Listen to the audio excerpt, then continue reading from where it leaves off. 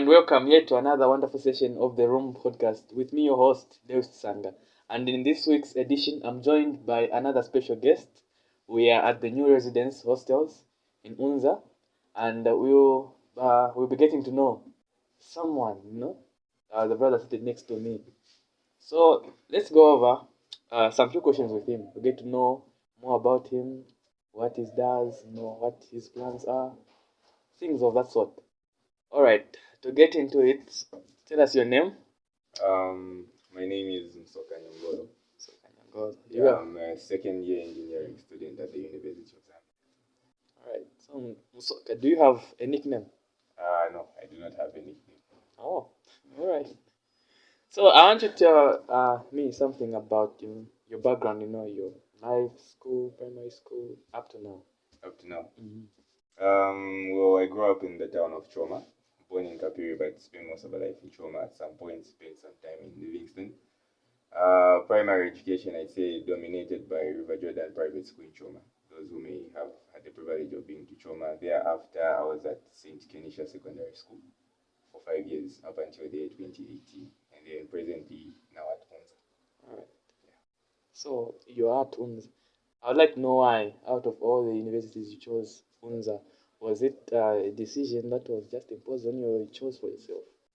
Well, in all honesty, Unza was more of a last resort because the year 2020 was spent scouting. Initially, I intended on studying outside the country. You know how it is when you are back in school, you see people studying abroad, you have this expectation, you want to go out to the country, you want to experience a different lifestyle, a different culture. So Unza was like my last resort because, the academic year begins in February, so I spent most of that year. Because I actually applied in late October, like the 2020 late October, like after the admission list was out and everything. That's the time I actually came to Unza. So it was a last resort, but it was the only institution in the country, I can say, because one, it's in the heart of the capital city itself, Lusaka.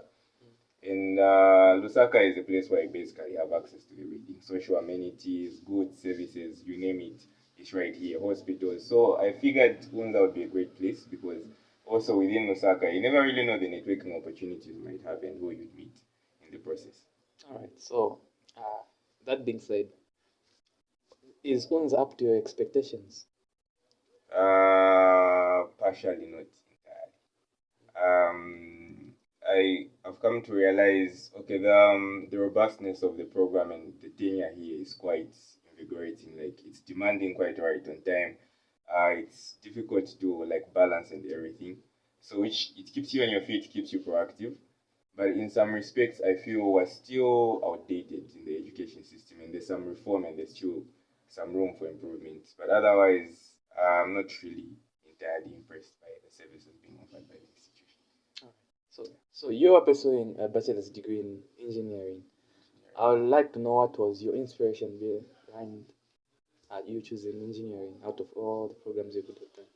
Out of all the programs I could have done. Well, I settled for engineering because I feel engineering is more of a hands-on program, like the problem solving, the innovation and everything. Because looking at where the world is right now, we've been going through multiple revolutions from the industrial age. This is the information age. And you want to find yourself in an environment where you can quickly adapt, readjust, and relay new things. And then engineering just offers the prospect of innovation and just a whole new set of challenges that most people don't want to deal with. All right. So do you have a role model in engineering, someone who inspires you? A particular role model in engineering? Mm-hmm. Well, in honesty, I don't really have any role models in engineering, but I'd say the lecturers I've met over the past couple of weeks, like from the time the year began, like the people I've interacted with, they've offered some key insights in how the industry works, what it's like when you get out there. But as an individual, I feel like there's more to it. Like as an individual, you can apply yourself, and with time, effort, and consistency, there's much to be gained from it. Yeah, that is very true. All right, so away from the school stuff now. Yeah. What's your favorite color on the Zambian national flag? My favorite color on the Zambian national flag, I think it would be green. Green. Why green? Abundance of the natural vegetation. Also, I'm big on nature. I really love nature. I'm an eco-friendly person. So green would be the favorite color on the Zambian Sure, yeah, it is for most of us. So, so far, how are you coping with school, Ben? You know, bachelor's in Ben. How are you coping with your studies so far? This year has been hectic. Like it's been very pressing and testing. Yeah, but next week we have tests. I think this is where most of our limits have been stretched. Most of us have really questioned our capabilities. And I think this year has also been ultimately a learning experience because it's taught me one thing. You cannot live off past glories. Like the achievements we came with here, all those distinctions we're bragging with, no high school are the people who are sent for jets. Yeah. Like once you get here, it just goes south and you realize it's not what you knew, it's what you know and your ability to apply yourself here. Because I mean, there's so much to learn and then there's so little time, and at the same time you have to balance. You have your social life, you have your spiritual life, and then you can easily find yourself overwhelmed and drowning under the pressure, not really getting much work done. But ultimately, I'm adjusting, and school is actually getting better. Alright, The weeks are rolling by. that's wonderful. That's cool. So let's go to religion. What religion are you affiliated to? By default, Yeah, Christian. Christian. Yeah. Okay. So how does your religion uh, help you in your academics? How does it relate? How do you think religion, what role does it play in your academics? Being a Christian and Christ being the key model whom we emulate, I find religion as a key source of inspiration because if you look, for instance, Christ himself, he was a carpenter. And then by virtue of being a carpenter, you realize carpentry requires a high level of efficiency and workmanship because if a carpenter builds something and then they don't really put as much effort and conscientiousness into it, it immediately falls apart. So from there, you can draw a key lesson that even me, as I apply myself as a Christian, even me as I do everything, like my daily duties, I have to do them efficiently and well organized because Christ, my lead role model, was a carpenter, and had he failed in his duty, it would have been known and recorded in the Bible saying he was a failure. So, in as much as we pray, get on our knees, and in as much as we advocate for spirituality, we also have to ensure that we are productive. Because you find people like Paul are tent makers, they refuse to live off the arms of people. So, each and every single one of us has a responsibility to help the community, not just by words and words of encouragement. You also have to be proactive, lend a helping hand, give to the poor, do works of charity, and ultimately do the best you can in your education because we're built for excellence, like Christ Himself left upon us. Indeed. I'm sure all Christians are getting the points now. You know, there are those Christians who usually just go to church believing in miracles, but I'm sure they've learned something that they have to be hands on as well. They must be productive, just like Christ was a carpenter, he worked, or was a tent maker, he made tents, just like that. So I'm sure they're learning now how to live, how to balance the Christian life together with their other works of life, of course. So you being a Christian, I want to tell me your favorite Bible verse. What's your favorite Bible verse? My favorite Bible verse. I think presently where I stand, it's the cliche one which everybody knows. It's John chapter 3, verses 16. I feel I've come to a place in my life where, I thought everything depended on me and like I had all the answers. And life gets overwhelming. Like you have so much pain and sorrow going on. You find you're not doing enough. You find you fall short of expectations. You betray the people you love.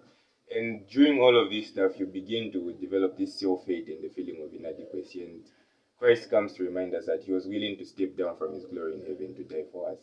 So in as much as we fall short of expectations, as much as we hate people, we also have a duty to correct our wrongs and also strive for a better tomorrow. Indeed. Alright, so taking you to sports now. What's your favorite sport? I'm not much of a sports person, but I'd say soccer. Soccer does at least fill that space partially. So what does soccer do? You How know, does it? Soccer is very interesting because I mean, you won't find any other place where people are united because cross-culturally, race, religion, language, you find people wearing the same jersey in the same stadium, shouting and chanting the same slogans. It's like one of the few areas where people actually get together. Also, where violence erupts, because you know how it is. Recently, Manchester beat Arsenal. We are still suffering because people, you know how Manchester United fans are. But no offense to any Manchester United fans. You guys are our brothers. But ultimately, soccer is just a very thrilling and exhilarating game. You find everybody out here. It also gives common ground for interaction, because sometimes you find yourself seated in a place you don't know people. But maybe you're in a soccer jersey, maybe your wallpaper is a football team, and then just there instantly strike a conversation. You network with people from there. So soccer does it for me because it's just an all-purpose game which unites multiple people. Yeah, that's very true about soccer. It brings all the peoples in one place. Yeah. So I would like to know about your friends. What influence do you think your friends have on your decisions, on your personal decision? And to give me a rate out of 10, how would you rate their influence on your decisions, helping you make decisions? Out of 10, Out of 10. I'd say 7. 7 out of 10. Because there are times where you'd make a decision. Personally, I'd make a decision, and then I think it's the best. But with the counsel of a friend, like they can sit me down and tell me this isn't right. And then obviously I'd be offended. Naturally, as a human being, my ego would be offended. But when I sit down and analyze things, my friend would tell me, like, no, you're wasting too much time. No, like, let's go study. No, this isn't right. You know how friends act. And as the Bible says in Proverbs, just as iron sharpens iron, so does man sharpen the countenance of another. So since we're social beings, we really need our friends. So my friends play a huge part in my decision. Indeed. It's very important to note of friends who push you, friends who influence you to make the right decisions. Yeah. So Zambia has had 7 presidents now from the time it gains its independence. I would like to know which one among those 7 presidents is your favorite and why they are your favorite. For me, I'd say Dr. Levi Patrick Manawasa, the late, may God rest his soul. He's my favorite because, as the political terrain was shifting, we find Kaunda coming with a message of liberation from colonialism. That message faded away, and then he brings in dictatorship. MMD brings hope with multi-party democracy, but Chiloba also and his government, they seem to take things back. But you find Levi Patrick Manawasa coming into the scene. He brings in these economical reforms. The country is performing really well. It's very unfortunate that he died at an early stage, but you get to realize that he was a man of action, because when he was setting into the political space, like, he was mocked, he was ridiculed. People would make fun of him, saying he was timid, he was shy, he couldn't get the job done. And he was a man of few words. But when he got into office, when he assumed office, you could see the trajectory in which the country just took. The economy was really well. So I find him an inspiration because he just symbolizes what most of us ought to be striving for. Like, you have to be able to work in silence. Like, you have to be able to bear the blows that people throw at you. Like, it's not always people being supported. It's not always people who accept you. Sometimes you'll be ridiculed, and it takes a lot on your part to be able to withstand all that pressure and deliver on an excellent job. That's very important. Okay.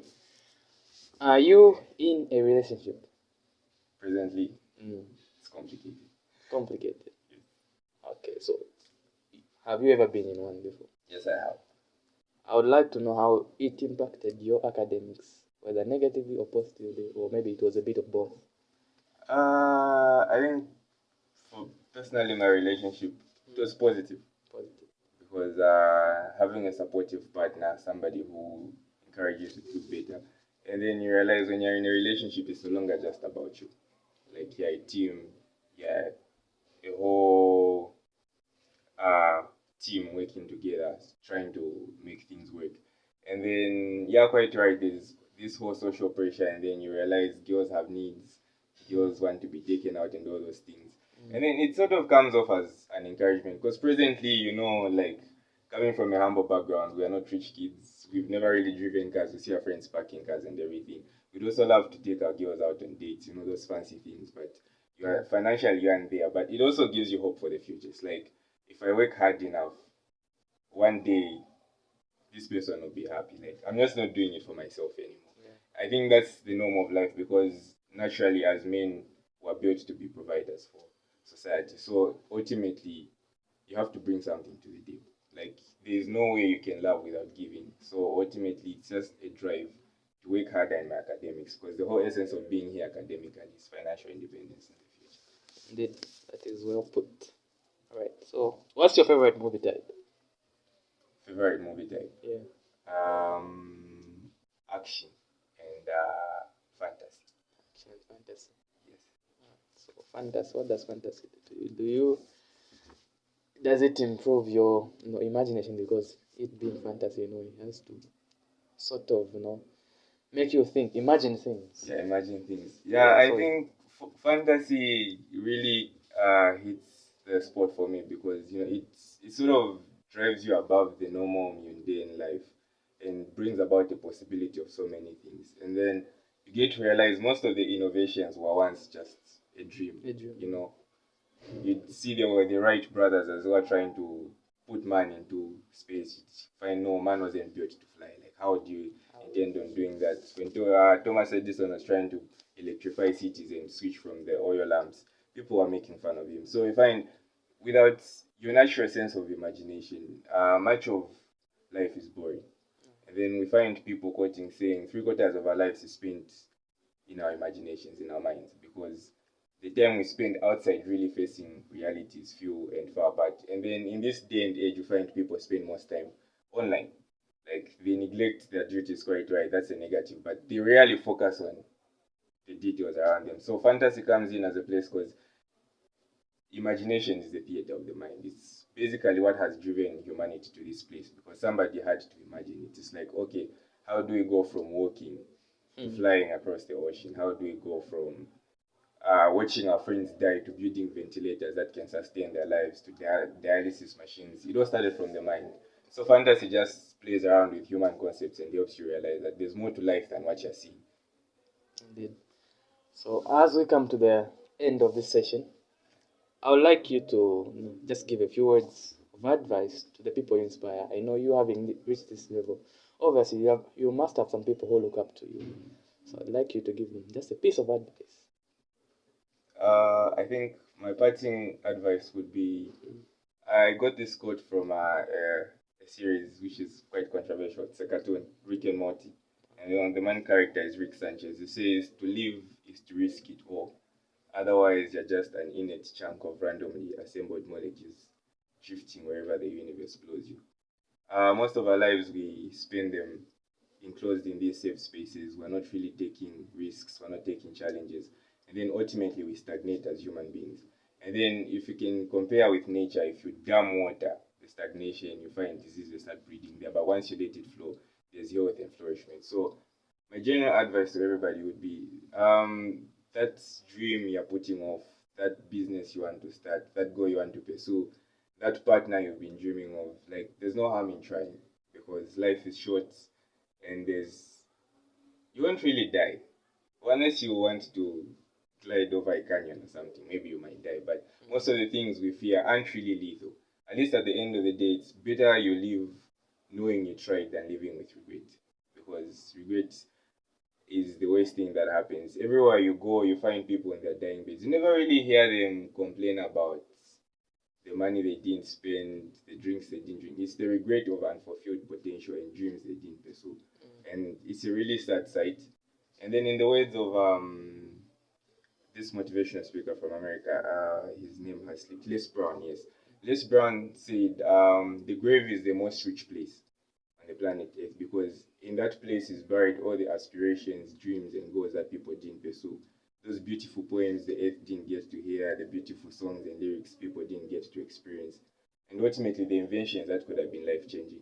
So each and every single one of us is tasked with a role and the responsibility to make the world better. So just go for it. All right. So thank you. So that's a wonderful piece of advice coming from Musoka. So, ladies and gentlemen, we have come to the end of this week's edition of the Room Podcast. To enjoy more of these sessions, please join us again next week, the same time. It's goodbye from me.